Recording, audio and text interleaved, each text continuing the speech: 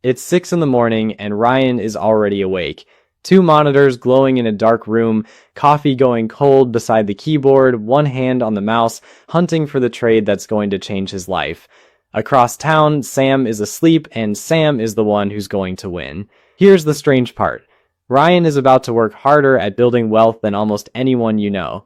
He'll learn every candlestick pattern, memorize every indicator, pour thousands of hours into those two screens, and the math is quietly betting against him the whole time. Sam, who's going to do almost nothing, is the favorite. My name is Nick, and I've spent an unreasonable amount of time watching people confuse being busy with getting ahead. So if you've ever wondered whether day trading is a real path to wealth or just an elaborate way to donate money to strangers, stick around because today we're running the full numbers on both and the gap at the finish line is going to surprise you. Let's keep this honest because these comparisons are usually rigged. Ryan and Sam are both 28. They both make $55,000 a year. They both have $30,000 saved. Same city, same rent, same starting line.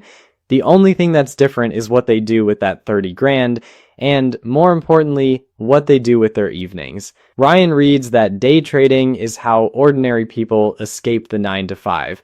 So he takes his $30,000, buys a $1,500 course, sets up two monitors, and starts trading before work, during his lunch break, and late into the night.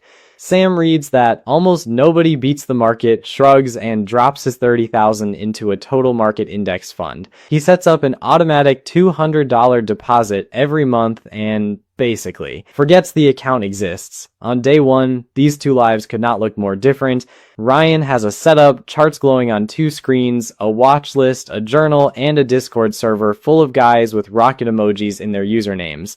When his friends ask what he's up to, he gets to say the words "I trade." People lean in. It sounds like a skill.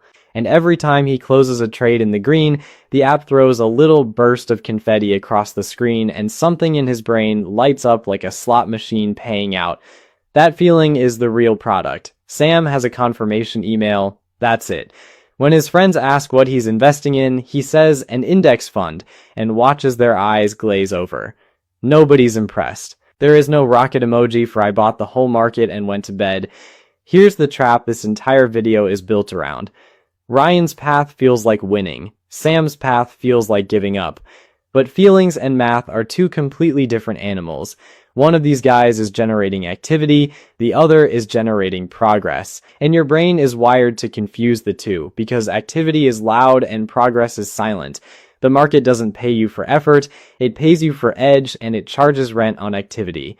Keep that in your back pocket because we're about to watch both bills come due. So let's start the clock. Year 1. And I have to be fair because year 1 is where Ryan's story looks incredible. He hits a hot streak. A few tech names run, he catches them, and by spring his $30,000 is up to 38, maybe 40,000. He's beating Sam. He's beating the market. He screenshots a green day, posts it in the group chat, and for a few glorious months, he's living proof that everyone who doubted him was wrong. Meanwhile, Sam's account has crept from 30,000 to about 35, mostly from the market drifting up and his deposits stacking. It's boring, it's slow, and right here, if you froze the tape, you'd swear Ryan made the smarter choice. So remember this moment, because this is the peak. This is the highest Ryan's story ever gets.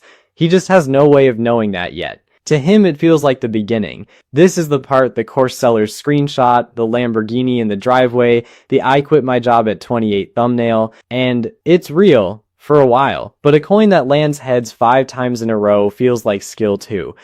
It isn't. The traders who win early are actually in the most danger, because the market just taught them the wrong lesson at the worst possible time. By year 3, the coin starts landing tails. The hot streak reverted the way hot streaks do, and Ryan had a brutal stretch where he tried to win back a loss and made it worse. Traders call it revenge trading, and it works about as well as it sounds. There was one Tuesday in March he still thinks about. He was down $400 by lunch, so he doubled his position to win it back fast. Then sat there and watched the thing fall straight through the floor, his hand frozen on the mouse, telling himself out loud that it would bounce. It did not bounce. That one afternoon cost him $1,100 and a week of sleep, and the worst part wasn't the money. It was that he knew the whole time he was breaking his own rules and did it anyway.